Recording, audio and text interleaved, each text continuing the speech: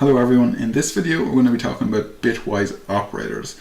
Now this is the second part of our bitwise operators video. In the first part we talked about our AND and our OR bitwise operator. In this one we're going to be talking about shifting bits. So shifting bits right and shifting bits left. And you're probably unfamiliar with this, so to make a little bit more sense, I'm going to go into an example because that's usually the best way to try and understand how these programs and concepts work.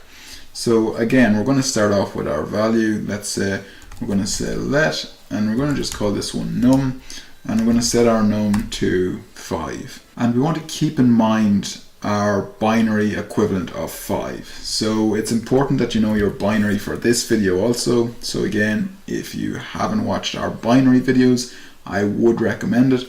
So just to fill you in, the number 5 is equivalent to 0, 1, 0, 1 in binary.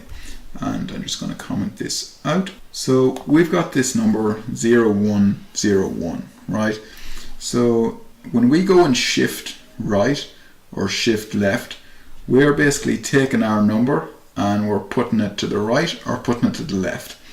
And when we put it to the right or put it to the left, we have to cut off some of our bits. Our bits are our zeros and ones that we have here. So if you could imagine this number in a box, and if I tell you you have to move this number to the right or you have to move this number to the left, you have to cut off some of these bits. So you lose some of these bits and they get replaced by zeros. So again, this mightn't be making a lot of sense, but it will now in a second. So like in all our previous programs, how we actually see anything is we want to console log it. So we'll say console.log, and we're going to take our number, which is num. So this is our variable that represents our number 5, and we're going to shift it to the right, okay? So to shift it to the right, we use two greater than signs, and then we say 1 because we want to shift it by one place.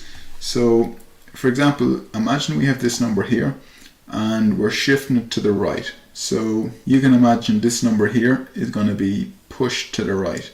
So if this number is being pushed to the right, what's going to happen?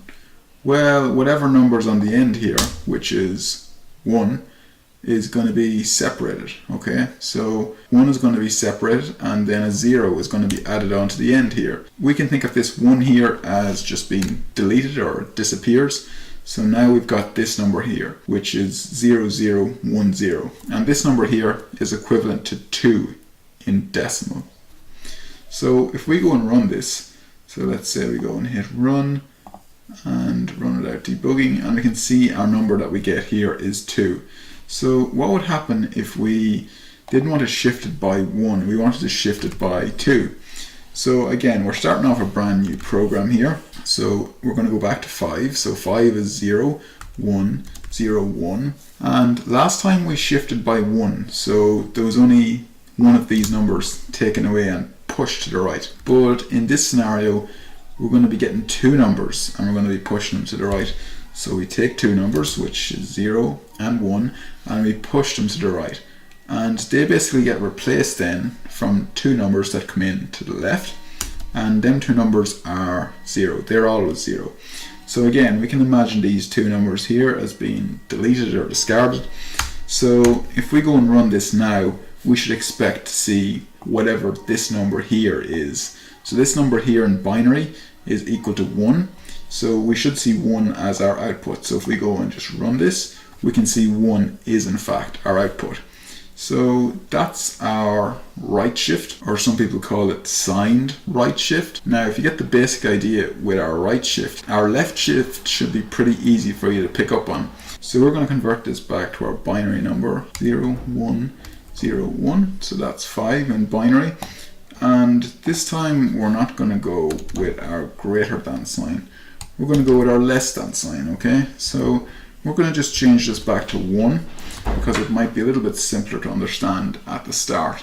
So similar to last time while we were shifting right, this time we're going to be shifting left. So you could imagine last time where we got our first bit here cut off and it was separated. So similar to that, only coming from the other side. So our 0 is going to get cut off, and then 0 is going to be added to the right. So if we go and basically delete 0 because it's like it's not there, and we go and run this, we should see whatever number this is. Now you may or you may not know what this number is in decimal. I can tell you now that it's equal to 10, so we need to go and check to see is our output that we get actually 10.